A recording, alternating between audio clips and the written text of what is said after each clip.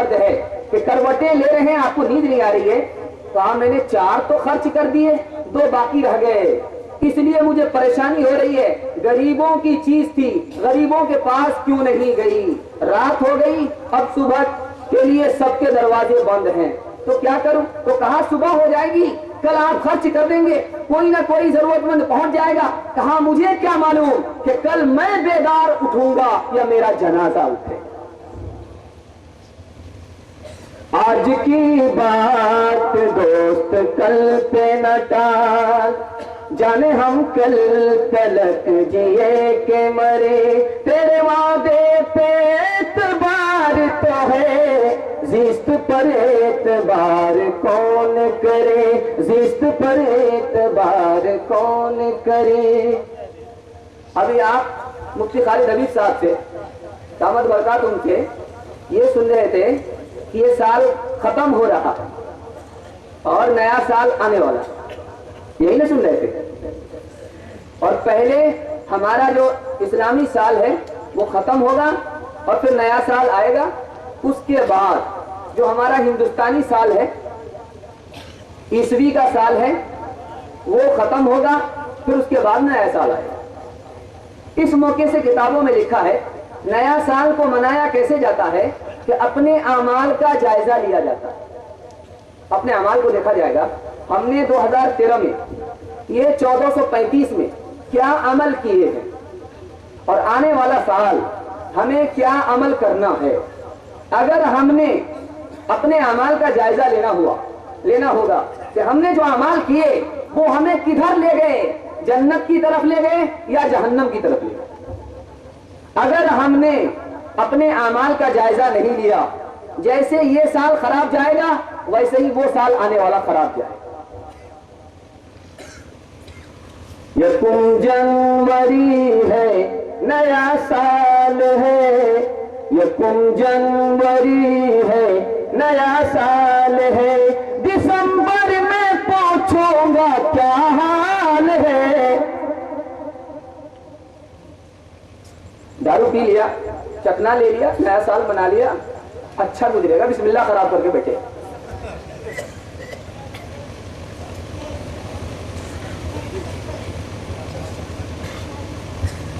سنن داؤد میں حدیث نمبر 3680 میں یہ آتا ہے کہ اللہ کے رسول فرماتے ہیں ہر نشہ لانے والی چیز شراب ہے اور شراب حرام ہے. جس نے پی لی, توبہ نہیں کی, 40 دن ایک بار پی لی, یا تو گنتی نہیں, ایک بار پی لی. جب کام خراب ہوتا ہے تو زیادہ دارو پیتے, جب کام بنتا ہے تو دارو کم پیتے. کہتے کیا ہے کہ میں اپنا غم ہلکا کر رہا ہوں. زہر پی کر کے غم بڑھے گا یا ہلکا ہوگا. جب کام خراب ہوتا ہے تو دارو زیادہ پیتے. اللہ کے رسول فرماتے ایک بار اس نے دارو پی ہے, توبہ نہیں کیا ہے, 40 دن تک نماز قبول نہیں ہوگی. یہاں تو دارو بھی پی رہا ہے, نماز بھی پڑھ رہا ہے, لیکن دارو پینے کے بعد نیکی کی توفیق چلی جاتی ہے, نماز پڑھتا ہی.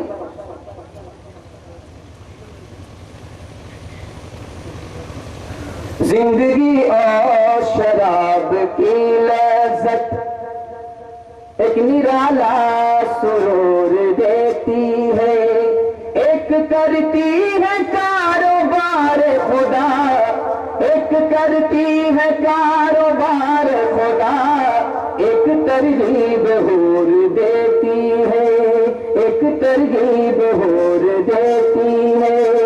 دارو پینے کے بعد اپنی بیوی چڑیل معلوم ہوتی ہے, اپنی بیوی چڑیل معلوم ہوتی ہے اور غیر کی بیوی حور معلوم ہوتی ہے. اپنے گھر کا دروازہ بھول جاتا ہے, دوسرے کے گھر گھس جاتا ہے.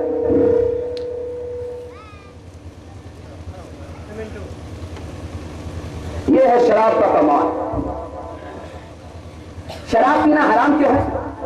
دیکھیے ابھی سماج اصلاحی معاشرہ, اصلاحی معاشرہ, 5 کام اگر یہ کر لیں گے اصلاحی معاشرہ ہو جائے گا. سب سے پہلے اپنے دین کی حفاظت کیجیے, دوسرا کام اپنے عقل کی حفاظت کیجیے, تیسرا کام اپنی نسل کی حفاظت کیجیے, چوتھا کام اپنے مال کی حفاظت کیجیے, اور پانچواں کام اپنی جان کی حفاظت کیجیے. یہ 5 کام کر لیجیے, اصلاح ہوگی. دارو حرام کیوں ہے؟ اس لیے کہ عقل ماری چلی جاتی ہے. دارو پینے کے بعد عقل ماری چلی جاتی ہے.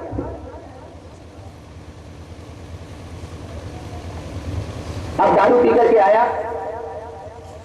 طلاق دے دیا, رشتہ ختم ہو گیا, برباد ہو گیا. ابھی تو آپ سن رہے تھے کہ ایک رشتہ بناتے بناتے لوگ اتنے پریشان ہو چکے ہیں کہ ابھی بچی پیدا ہوتی ہے فکس ڈپوزٹ کراتے ہیں. ابھی بچی پیدا ہوئی ہے, 18 سال جو آنے والی مصیبت ہے اس کا انتظام پہلے سے ہو رہا ہے, تو اس کے لیے فکس ڈپوزٹ کراتے ہیں کہ ابھی 5-5 ہزار روپیہ کی قسط ڈالتے جائیے. 2-3 لاکھ روپے اگر 18 سال میں آپ جمع کرتے ہیں تو بینک آپ کو 10 لاکھ روپے دے دیں گے, 7 لاکھ روپے بینک دے دے گا, 5 لاکھ روپے آپ کو بینک دے دے گا. اس وقت اگر آپ بیٹی کی شادی کرائیے گا تو گاڑی بھی دینا آسان, اسٹیل کا پلنگ دینا بھی آسان. ایک بھومیار جب مرنے لگا تو اس کا دوست آیا, رونے لگا. کہا کہ آپ کے یہ سسر ہیں؟ کہا نہیں سسر نہیں, میرا یار جا رہا. دوسرا بھی رونے لگا تو کہا کہ آپ کیوں روتے ہیں, آپ کے ابا تھے؟ نہیں, میرا دلدار جا رہا. دیکھا یہ بابن بھی ٹپ گیا, راجپوت بھی ٹپ گیا. اب یہ مسلمان سوچا کہ مجھ سے بھی تو دوستی تھی, میں کیسے ٹپوں گا. اس نے ہاتھ اٹھایا کہ اے خدا ہوشیار رہنا, یہ بھومیار جا رہا. یہ تو دنیا کو ٹھگ کر کے جا ہی رہا. اگر تو بھی بے خبر رہا تو تجھے بھی یہ ٹھگ لے گا. بیٹے کی دنیا بنانے کے لیے یہ باپ اپنی آخرت برباد کرتا. اب اس بیٹی کا سامان کیا ہو رہا ہے؟ ابھی پیدا ہوئی ہے, اس کے لیے بینک میں کھاتا کھول دیا گیا, اس کے لیے پیسہ جمع کیا جا رہا ہے. کم پیسہ جمع کیا جائے گا, تھوڑا تھوڑا کر کے جمع کیا جائے گا, اس کے بعد سود اسے لاکھوں روپے ملیں گے. اس طرح کیا ایک آفت اور مصیبت کو ٹالنے کے لیے اپنی بیٹی کی پیدائش کے بعد 18 سال سے پہلے کا انتظام کیا جا سکتا ہے کہ نہیں کیا جا سکتا؟ تو اس میں ڈبل گناہ ہوگا.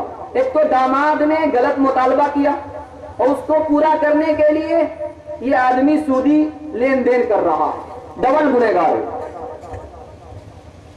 اس کی دنیا بنانے کے لیے یہ بیٹی والا اپنی آخرت برباد کرے گا, اس لیے ڈبل گنہگار.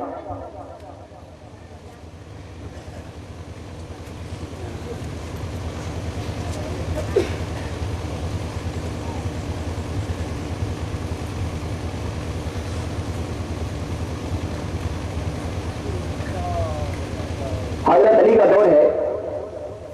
حضرت علی کے دور میں ابھی لوگ بول رہے ہیں نا کہ تعلیم میں ہم کو آگے ہونا چاہیے, تعلیم میں آگے ہونا چاہیے, تعلیم میں آگے ہونا چاہیے.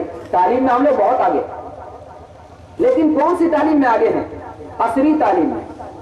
ابھی دیکھیے پورنیہ کانوینٹ میں چھوٹے بڑے کانوینٹ بھرے ہوئے ہمارے بچوں سے.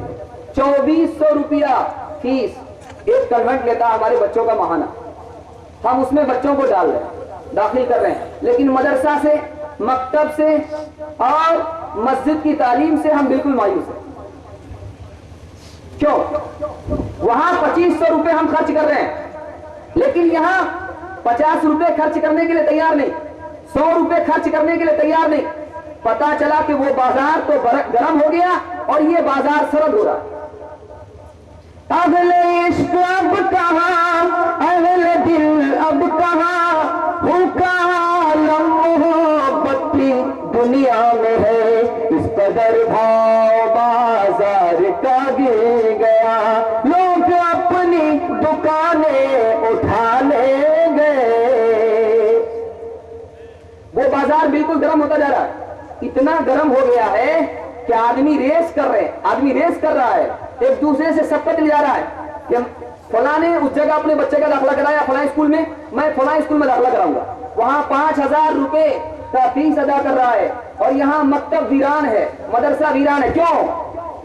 اس لیے کہ یہ بچہ جو پڑھے گا مسجد میں, مکتب میں, مدرسے میں, یہ آخرت کے لیے پڑھے گا.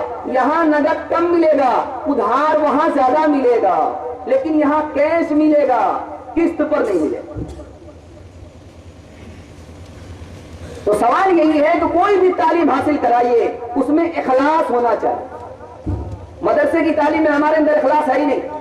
مدرسے کی تعلیم پانے کے بعد اگر وہ بچہ آتا ہے اس کے گھر کو ہم دیکھتے ہیں کہ تم گھر کیوں نہیں بنا رہے ہو, پھوس میں رہ رہے ہو, 2 منزلہ کیوں نہیں ٹھوک رہے ہو, اور وہاں سے پڑھ کر کے وہ جو بچہ آتا ہے 5 منزلہ ٹھوکتا ہے. وہ صورت تو بنا رہا ہے, یہ سیرت تو بنا رہا ہے. اس کے پاس بصیرت ہی نہیں, اس لیے یہ صورت کو دیکھ رہا ہے, سیرت کو دیکھ ہی نہیں رہا.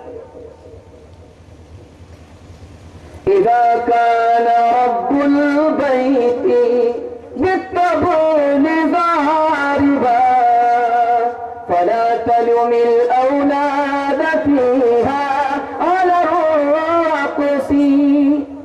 اپنے بچے کو اگر بدلنا چاہتے ہیں تو گھر میں ڈھول نہیں بجانا ہوگا.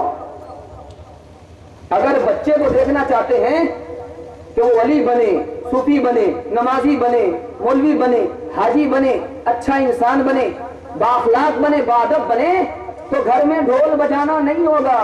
اگر ماں باپ ڈھول بجائیں